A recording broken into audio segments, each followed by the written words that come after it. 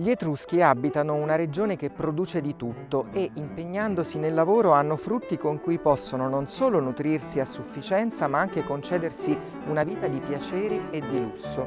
Così Diodoro Siculo nel I secolo a.C.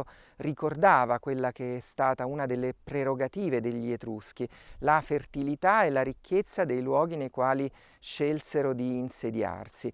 Questa ricchezza è diventata un motivo per criticarli da un certo momento in poi della loro storia. Agli occhi dei greci e poi anche dei romani, gli Etruschi erano proverbiali per la loro mollezza, per la loro oziosità.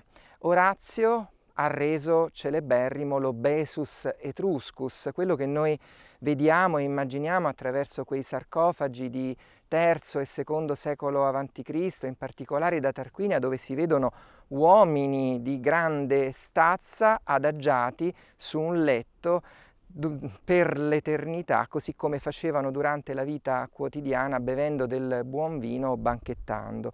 Questa mollezza e questo lusso però sono frutto del lavoro, come diceva Diodoro, della loro capacità di plasmare il paesaggio e di renderlo adatto alla vita. Alle mie spalle si vede uno dei paesaggi più inospitali che gli Etruschi sono stati in grado di domare, quello delle valli di Comacchio. Abbiamo dovuto aspettare il 1922, l'anno della scoperta di spine e della bonifica di Valle Trebba, per raggiungere un'organizzazione, un livello tecnologico in grado di rendere popolose nuovamente terre che erano state per secoli malariche.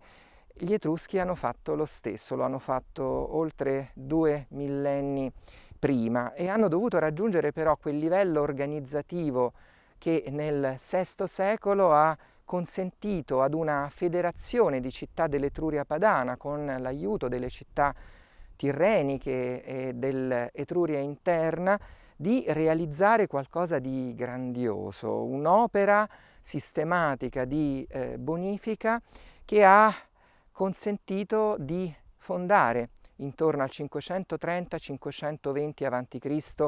la città di Spina, in un periodo di generale riassetto del territorio.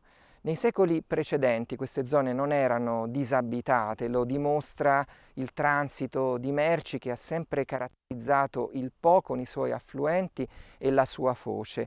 Adria è stata una precorritrice di quelle che sono state poi le intenzioni concretizzatesi con la fondazione di Spina. Tuttavia ci vuole un impegno, una strategia, una capacità sociale per arrivare a risultati come questi. Negli stessi anni in cui nasce Spina a Roma, gli Etruschi dell'ultimo dei Tarquini, il Superbo, realizzano opere grandiose come la Cloaca Massima, una fognatura che ha consentito anche la bonifica della valle del Foro Boario, dove gli Etruschi avevano il loro quartiere abitativo, il Vicus Tuscus. Negli stessi anni viene bonificata anche la Valle Murcia, quella dove sarà realizzato il Circo Massimo, una delle glorie della grande Roma dei Tarquini. Queste capacità organizzative, questa loro proverbiale capacità nell'ingegneria idraulica e nell'architettura sono delle prerogative che agli Etruschi sono state riconosciute dai Romani e dai Greci, che di solito non davano soddisfazione ai popoli considerati barbari. Siamo quindi in un contesto che rappresenta magnificamente quella che è stata una capacità concreta di domare la natura e renderla virtuosa, renderla ben soddisfacente alle esigenze di uomini che miravano a divenire grandi, al lusso e a quel benessere che poi raggiunsero.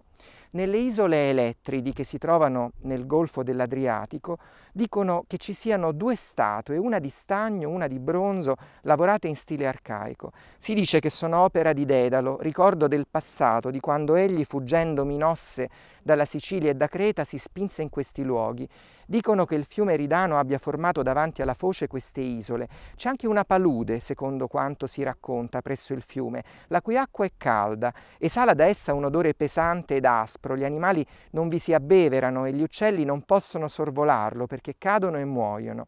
Le genti del luogo raccontano di Fetonte che cadde in questo lago colpito dal fulmine e che ci sono intorno molti pioppi dai quali cade il cosiddetto electron. Orbene, dicono che Dedalo sia giunto a queste isole, che se ne sia impadronito e che abbia dedicato in una di esse un'immagine sua ed una di suo figlio Icaro. Poi, essendo giunti per mare fino a loro i Pelasgi, profughi da Argo, Dedalo fuggì e raggiunse l'isola di Icaro. In questo passo attribuito ad Aristotele, ma in realtà non è opera sua, di un componimento nel quale vengono descritte le meraviglie del mondo, non solo quelle appartenenti all'orizzonte del mito, ma tutte le meraviglie naturali, abbiamo uno straordinario affresco di come doveva apparire ancora intorno al III secolo a.C. questa zona, la foce di un fiume mitico, l'Eridano, che noi identifichiamo con il Po e che è documentato fin dall'epoca di Esiodo, dalla fine dell'VIII secolo a.C., come luogo inospitale, paludoso, connesso, come dice Aristotele, al mito di Fetonte e delle lacrime delle Eliadi.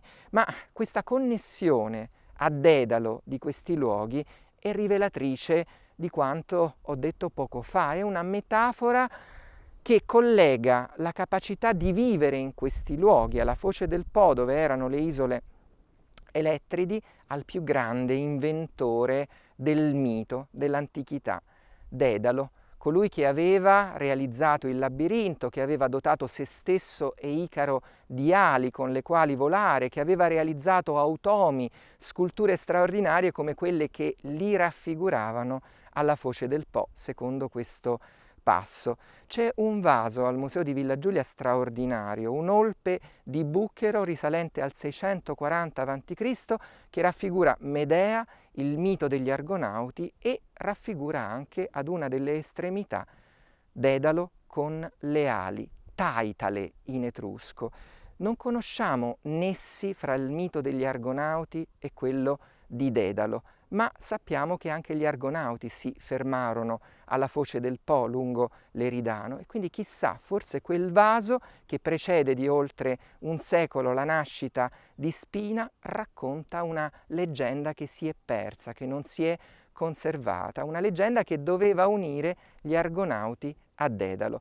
Certamente quello che sappiamo attraverso oggetti come la bulla d'oro emigrata purtroppo a Baltimora, che doveva comporre una collana, probabilmente con ulteriori inserti d'ambra, e da altre raffigurazioni rinvenute a Felsina e in altre aree delle città etrusche della pianura padana, Dedalo qui era particolarmente venerato.